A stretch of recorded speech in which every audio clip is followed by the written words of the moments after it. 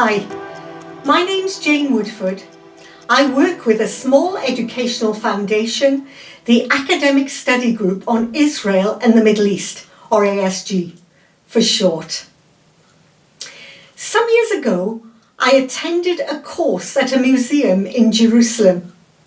The museum is called Yad Vashem, which is Hebrew for a memorial and a name. What is it a memorial of? Yad Vashem is the World Holocaust Remembrance Centre. We're going to explore the Holocaust through asking some questions. Now, this session is being recorded to mark and commemorate Holocaust Memorial Day, and so that we can learn from this event. In previous years, a Holocaust survivor would have come to schools and spoken to you face to face. That's not possible at the moment because of the coronavirus. But we will see and hear the testimony of Manfred Goldberg. But let's begin with some questions. What is the Holocaust? We're going to see a brief video clip from Yad Vashem.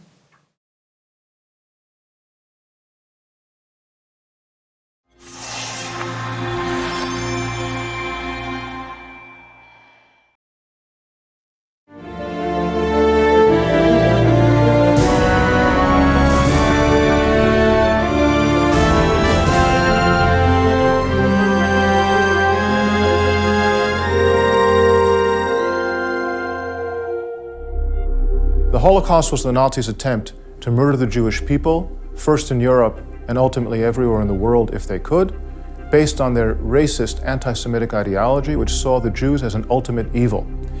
The project the Nazis undertook regarding the Jews began in 1933 in their search for a solution to the problem that they saw regarding the Jews and progressed through various stages and developments right until the end of World War II in 1945.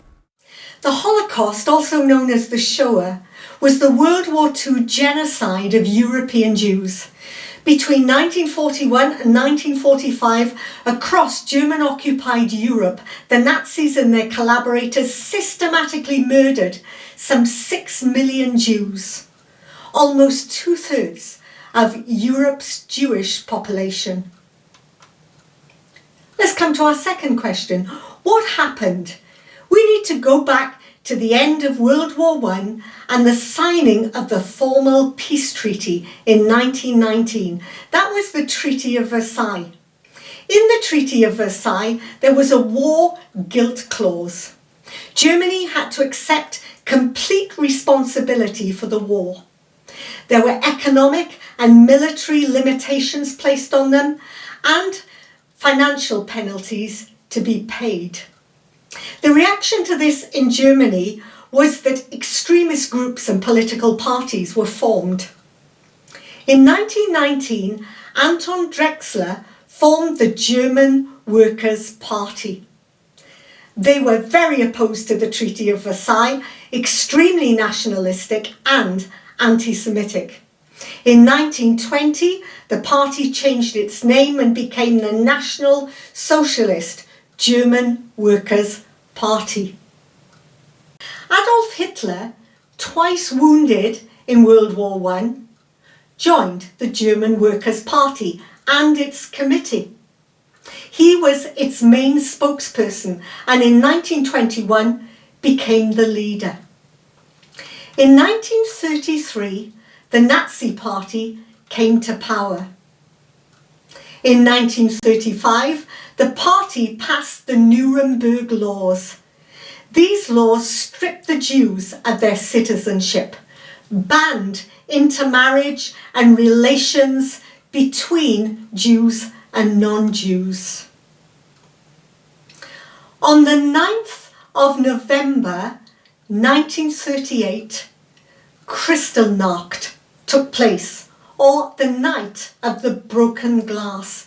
This was a pogrom, or a targeted attack on the Jews, whereby they went out, they smashed the shop windows in Jewish businesses, they smashed the windows in synagogues. On the 1st of March 1941, Auschwitz-Birkenau was constructed. This was one of 6 Nazi extermination or death camps. On the 20th of January 1942, the Wannsee Conference took place. 15 of the senior Nazis and government officials met to discuss and implement, or decide to implement, the final solution. What was the final solution? With the passing of the Nuremberg Laws in 1935 and the destruction that took place on Kristallnacht in 1938, it was clear the way things were going. The Nazis saw the Jews as their major problem, not a problem they intended to manage, but one they would solve through mass murder. In 1941, the Germans invaded the Soviet Union. During this invasion, codenamed Operation Barbarossa, mobile killing squads, Einsatzgruppen, Schutzstaffel, the SS, began murdering entire Jewish communities. Let's look at what happened in Ukraine. Babi Yar is a ravine in Kiev, the capital city of Ukraine. It was the site of massacres that took place, killing around 34,000 Jews. This is a woman holding a child. We can see what's about to happen. 80% of Ukrainian Jews were murdered by the Nazis. At the Wannsee Conference in 1942, the SS estimated that the final solution would involve all European Jews, including those from non-occupied countries such as Ireland, Sweden, Turkey, and Great Britain. In Europe, they began carrying out mass murder on an industrial scale. Jews were rounded up in cities, towns, and villages and deported in cattle trucks and lorries to the camps. In the map on the screen, you can see where the 6 death camps were: Chelmno, Auschwitz, Belzec, Majdanek, Sobibor, and Treblinka. Chelmno was the first Nazi camp where gassing was used to exterminate Jews on a large-scale basis. They were forced down a ramp into a gas van. After the van was filled to the brim, the driver locked the doors and turned on the motor. After 10 minutes, the gas fumes had suffocated all those inside the van. In the other camps, Jews were herded into specially constructed gas chambers. Zyklon B gas pellets were released, which killed them. Their bodies were then burnt in the crematoria. What happened was that by the 27th of January 1945, when the liberation of Auschwitz-Birkenau took place, some 6 million Jews had perished. That's nearly twice the population of Wales, which really makes an impact when we consider that. We're going to listen now and hear and see the testimony of Manfred Goldberg.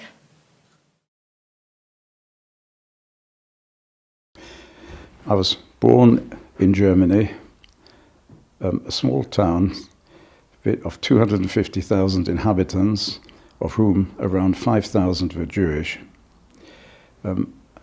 I started going to school there until in late 1938 the Germans expelled all Jewish children from school, so there was no more schooling for Jewish children after that time. In December 1941, we were deported. That is, 1,000 Jews, 1,000 of the 5,000 Jews who lived in that town of Kassel, were rounded up, put on a train, and sent to an unknown destination. We traveled for 3 days and found ourselves in a town called Riga, which is the capital city of Latvia, more than 1,000 miles from the town I was taken from. And we spent 1.5 years in this ghetto of Riga, which was effectively a labor camp. There were no factories inside the camp, but people were organized into working groups of slave labor and marched out of the camp to work for the Germans in factories all day and marched back into the camp at night. In this camp of Riga, small children were not required to work. So I and the younger brother, who was 4 years younger than I was 11 when I was taken there, he was 7. We stayed in the camp all day. I had to look after him until in the evening my mother would come back and she would take care of us. We were there for 18 months. We were then sent to another camp, this time in cattle trucks, a 2-day journey to a smaller labor camp, which was purpose-built, just barracks with sort of multi-layer bunk beds, 3 high. And again, people were sent out to work. In this camp, I was now 13 years old. I was considered old enough to work, but my younger brother was allowed to stay in the camp together with 3 or 4 other small children. I, on the other hand, had to go out and do a full day's work. We had been in the camp no more than about 4 weeks when we came home from work one evening and found that these 4 small children who were left in the camps had disappeared. We were told by the kitchen staff that during the day a couple of SS men had turned up in a vehicle, said they had orders to pick up these children and taken them. And from that day on they have disappeared without trace. We have absolutely, we can surmise, but we have no idea, excuse me, of what happened to these children. We have searched for more than 70 years through various organizations who have access to records. The Germans, as a rule, were very methodical in keeping records of people, even those they murdered. Many people have found out the actual dates on which their parents or cousins or uncles were murdered, because the Germans actually did keep record. But for my little brother, we have not found any trace whatever. We surmise that they were taken away and quietly killed. Since we've done everything possible ever since our liberation, unsuccessfully, not a trace has been found. From this second camp, we were sent to Stutthof. In this camp, we worked for almost all the time we were in the camp on what you may consider a strange activity. The Allies had decided that they could cause major harm to the German war effort by bombing the German railway system. So they bombed it intensely. And we, a group of about 300 of us, were taken daily to spots on the railway system which had been bombed, and we were told to repair. We had to rip up the bombed section of the railway track, bring the required new rails, new sleepers, etc., bed it all down and repair, of course, all under German guard and all under pressure to do it as quickly as possible, because the Germans needed to have that track working again in order to supply their frontline troops.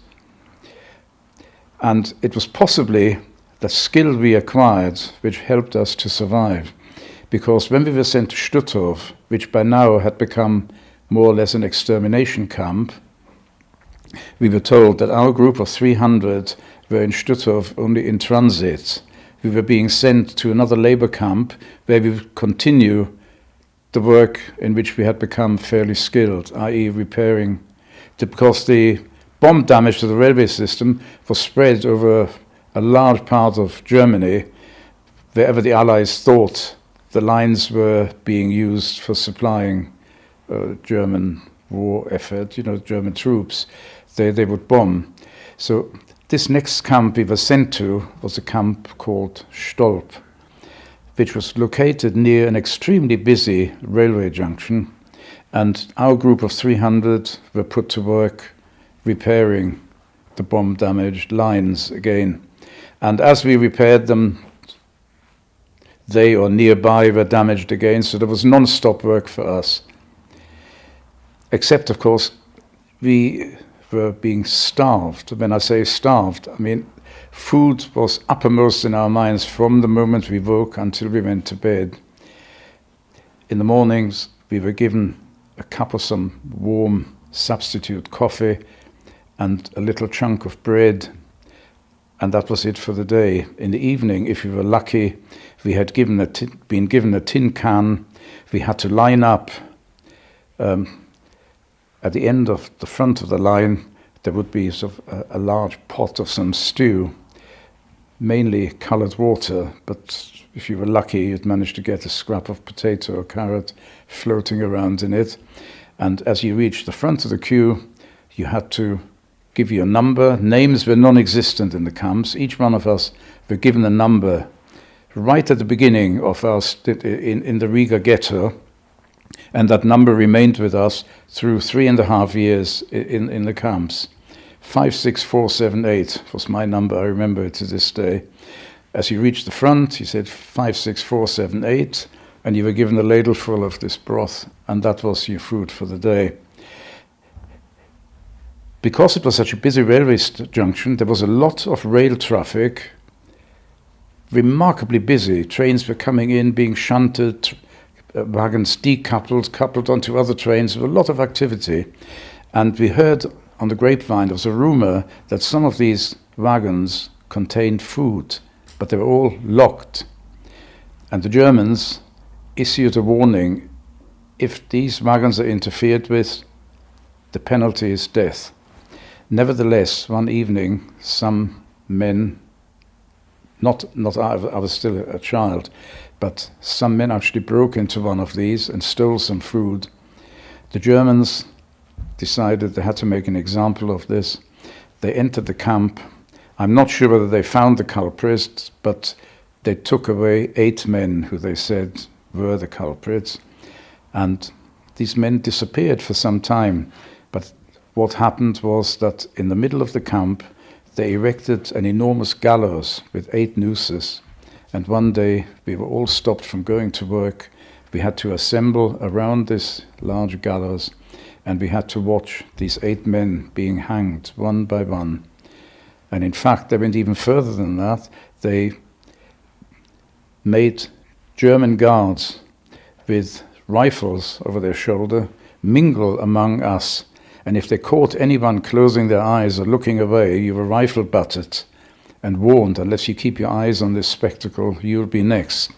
In the second camp, where my little brother disappeared, just a month or so before we were sent to Stutthof, there was what was called a selection. I don't know whether you know what a selection means. It means that on that day, no one is allowed to go to work. We all had to line up, enter a large hall. In this case, I've had previous selections where we just entered the hall and that was it. In this hall, as we entered, we were told to strip naked.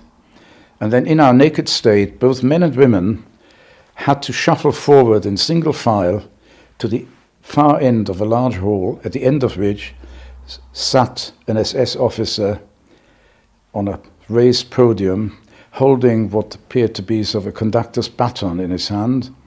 And we each had to shuffle forward, stand to attention before him. He would look each one of us up and down, and then usually without saying a word, point left or right, live or die. As I was shuffling down towards the front, there was a man standing next to me, much older than I, and I don't know what motivated him, but he bent down and whispered to me, "If he asks you your age, say you're 17. And of course I had that in mind, and quite remarkably, although in 9 cases out of 10 he would not say a word and just point his baton either way, as I stood before him, he actually asked me, "How old are you?" And of course I answered as I had been told to. I said, "I'm 17. And he pointed me in the direction of those allowed to live. I'll never know whether, had I answered 14, I might have been pointed the other way. I was always fairly big and well built for my age. That possibly had something to do with it, or possibly the 17 registered with him. And he said, well, there is a potentially sound slave laborer there, and he pointed me in the direction of those allowed to live. Strangely, I mean, it's obviously generates the feelings of revulsion, something you just cannot imagine or take in. But the will to live is extraordinarily strong, even under these conditions. And the way I went through my period in the camps was each morning trying to do my best to still be alive that evening. You couldn't plan ahead. You couldn't allow things to get at you emotionally. The secret was to stay anonymous, not to be noticed, if you could possibly manage that. And you haven't been back at all? I have never been back anywhere.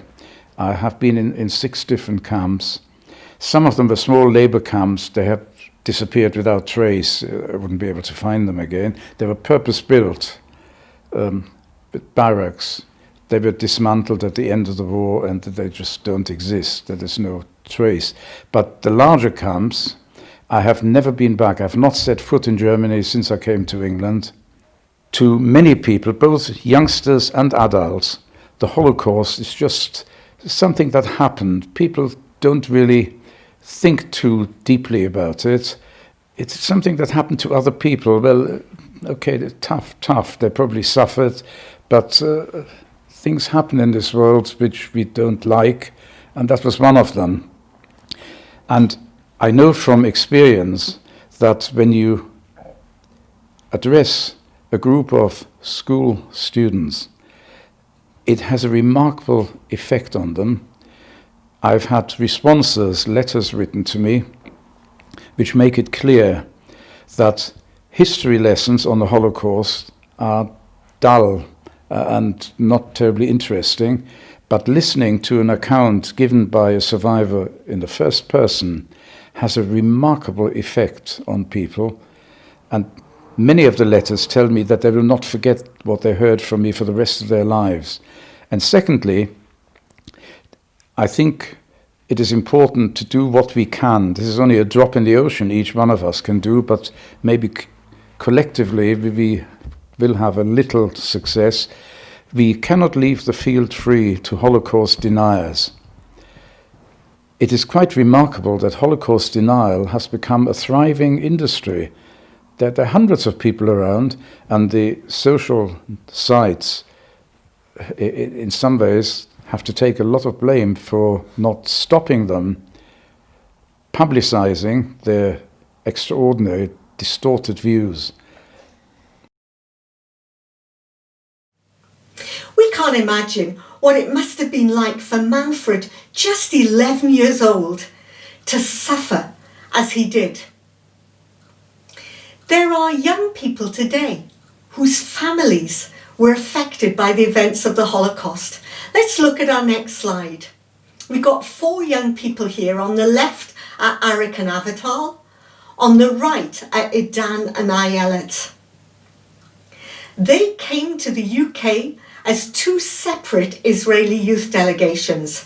They were members of the Israel National Debating Movement, and they came to schools in the UK and in Wales to speak to their peers, to young people like yourselves. Now, Arik's grandparents at the beginning of World War II were in Poland, and they watched as events unfolded, and they realised what was going to happen. So they were able to escape to Russia. Avital's grandmother and some of the family were imprisoned in the Warsaw ghetto. Now they had money and they were able to escape by bribing some of the guards. Idan's grandmother was rounded up with the rest of the family in the town where they lived in Hungary in 1942. They were sent by cattle truck to Auschwitz, and when they arrived, they were taken to the selection point. Now that was where they made the decision who was going to live and who was going to die. And they asked the question, are there any twins here? And Idan's grandmother and her twin sister, they were just 11, they put their hands up. And they were put to one side with other sets of twins. The rest of their family were taken and murdered that day. They were given over to Dr. Joseph Mengele, and for the rest of the war, they were experimented on. He would put dye in the eye of one of the twins and see if that affected the other twin. And they endured all sorts of experiments like that. At the end of the war, when the Germans were trying to destroy the evidence of what they'd done, they had a roll call. They called them out onto the main sort of area in Auschwitz. And these twins and another friend said, we're not going to go. It's cold out there, we're going to stay here. And they huddled together in the barracks where they were. They were discovered by the Russians when they liberated Auschwitz. But then they were forced to march from Poland to Italy in the winter of 1945, and then sent by a ship to Cyprus, where they were interred in a camp there. Let's look at our next question. Why did this happen? It was mainly a result of propaganda, indoctrination, and peer pressure. How did Hitler win the hearts of young people like yourselves? Well, he shut down every other youth movement. The only youth movement that remained was the Hitler Youth. Many of the young people had suffered as a result of the penalties Germany had to pay after World War I. But now they were given a uniform. They belonged. They were told, you are superior, which meant that other people were inferior, especially the Jews and others, the disabled, homosexuals, gypsies. Let's see how this worked.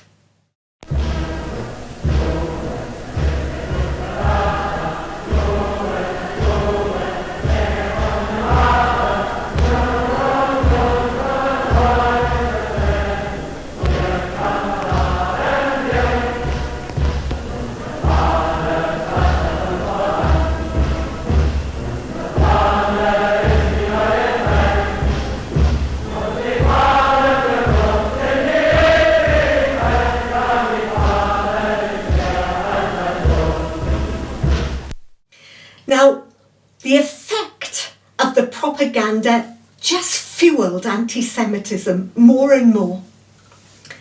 But let's come to our next question. What actually is anti-Semitism?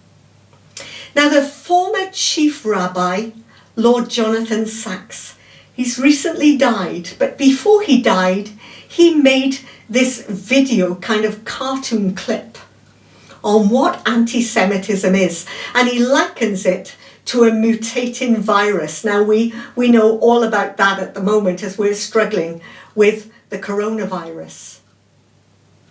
I want you to just answer 4 questions while you watch this video clip. The first is, what reasons does he give for anti-Semitism? The second is, how has anti-Semitism shown itself in the different periods of history? The third is, what is the new anti-Semitism? And the fourth is, why do we all need to be concerned? Let's go through those again. Question 1. What reasons are given for anti-Semitism? Question 2. How does anti-Semitism show itself in the different periods of history? Question 3. What is the new anti-Semitism? And question 4. Why do we all need to be concerned? Let's watch.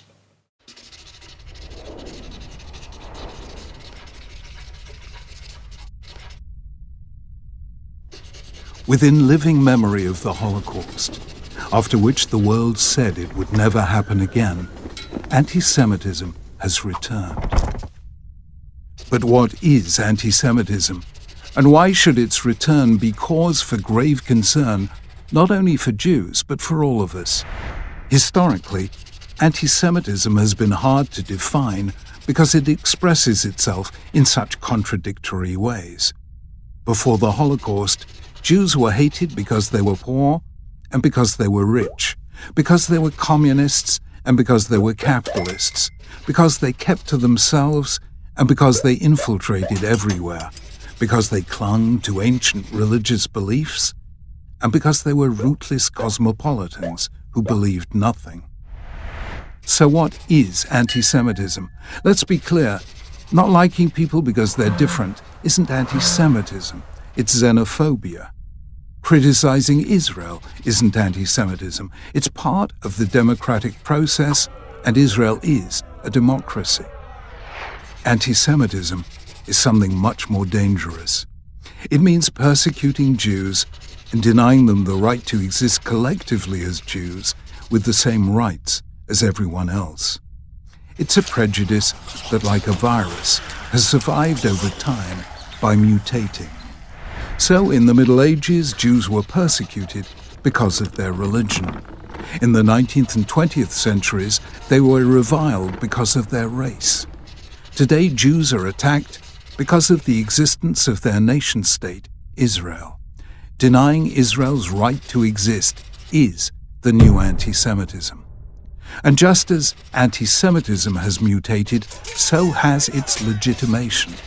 Each time, as the persecution descended into barbarity, the persecutors reached for the highest form of justification available. In the Middle Ages, it was religion. In post-Enlightenment Europe, it was science, the so-called scientific study of race. Today, it's human rights. Whenever you hear human rights invoked to deny Israel's right to exist, you are hearing the new anti-Semitism. So, why has it returned? There are many reasons, but one root cause is the cognitive failure called scapegoating. When bad things happen to a group, its members can ask one of 2 questions: what did we do wrong? Or who did this to us? The entire fate of the group will depend on which it chooses. If it asks, what did we do wrong? It has begun the process of healing the harm. But if instead it asks who did this to us, it's defined itself as a victim. It will then seek a scapegoat to blame for all its problems. Classically, this has been the Jews, because for 1,000 years they were the most conspicuous non-Christian minority in Europe, and today, because Israel is the most conspicuous non-Muslim country in the Middle East. The argument is always the same. We are innocent, therefore they are guilty. Therefore, if we are to be free, they, the Jews or the State of Israel, must be destroyed. That is how the great evils begin. Why then should we all care about this? After all, if we're not Jewish, what has it got to do with us? The answer is that anti-Semitism is about the inability of a group to make space for difference. And because we're all different, the hate that begins with Jews never ends with Jews.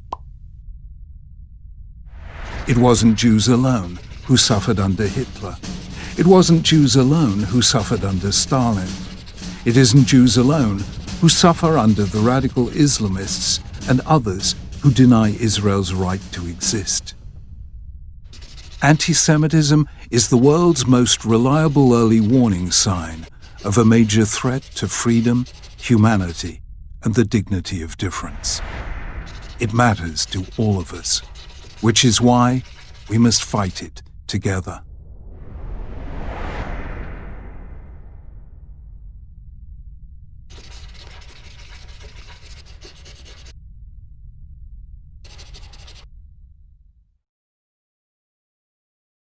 I hope you were able to answer those questions. Just to reinforce things a little bit, let's just look at some reasons that were given there in that video clip and other reasons for anti-Semitism. I'm going to show you a symbol and I want you to work out what it stands for. What did people think and believe about the Jews that was anti-Semitic and racist? Let's look at our first symbol. Now, we haven't got a pound sign in this symbol, but what does it suggest to you? Yeah, there was an economic reason. They possess too much wealth and power. Therefore, we need to deal with them. What's the second? Now, this may be a little bit harder to work out. This kind of rainbow there in the background has to do with a coat of a biblical character, Joseph. Here's the reason. We have to deal with them because they are the chosen people. They arrogantly claim that that's who they are. Let's have a look at our third symbol. We've got the pointing fingers here. What does that suggest? They're a scapegoat. They're a convenient group to single out and blame for all our troubles. What's our next one? And again, this may be a little bit harder. The reason given here is deicide, and some claim, well, they killed Jesus. Well, actually, it was the Romans who actually carried out that act. But people use this as a reason for anti-Semitism. What's this next symbol? They're outsiders. They're different from us. And we can't tolerate anyone who's different from us. And what's our final symbol? Again, this may be a little bit difficult. The little thread there going through the symbol is DNA. So what does that suggest to you? They are racially inferior. They're an inferior race. Now, all these things have fueled anti-Semitism throughout history. If we look at the current working definition of anti-Semitism in this next slide, we can see what that is. Now, this is the International Holocaust Remembrance Alliance, who've put together this definition, and many governments, political parties, and other organisations have adopted it. It says anti-Semitism is a certain perception of Jews, which may be expressed as hatred towards Jews. Rhetorical and physical manifestations of anti-Semitism are directed towards Jewish or non-Jewish individuals and or their property, toward Jewish community institutions and religious facilities. Let's consider another question. Is there anti-Semitism in the UK today? We're going to look at the work of a particular organisation, CST, or Community Security Trust. What does this organisation do? Well, it provides volunteers who stand outside pretty much all Jewish facilities, whether that's a synagogue, a school, a community facility. You'll find these volunteers. What are they doing? They're making sure that the Jews on the inside are safe. Why? Why is that necessary? If I wanted to go to church, or maybe you wanted to go to church, it's not so easy these days, you have to book in. But pre-COVID, we could have turned up at any church building, walked in and sat down. What's so different for the Jews? Well, let's have a look at quite an alarming statistic. Now, in 2019, in October, the Home Office revealed that hate crimes against Jews had doubled in England and Wales, with 1,326 recorded between 2018 and 19. That was compared to 672 in the previous year. Now that's an appalling statistic, and it's a very, very serious reflection on us and on our nations. It's not just the UK though. In Europe, the situation isn't good. At the World Holocaust Forum in 2020, the president, Moshe Kantor, gave these statistics. That 75 years on from the end of World War II, Jews are afraid to walk the streets of Europe wearing Jewish symbols. 80% of Jews feel unsafe, 40% have considered leaving, 3% have left. Now there is a real work to be done, and today is part of that work, because we have to remember the Holocaust. We have to be educated about what happened. And there needs to be, in some instances, legislation to enforce or prohibit expressions of anti-Semitism. And that legislation needs to be enforced.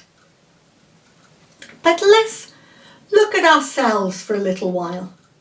Where do we stand as far as what we think, what we believe, how we act is concerned?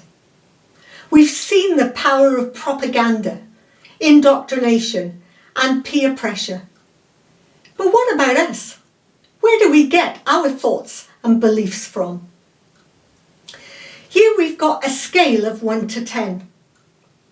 And we're going to look at, possibly the people or the things that influence us. And I want you to ask yourself, where do I stand on this scale? Let's look at firstly at our family members.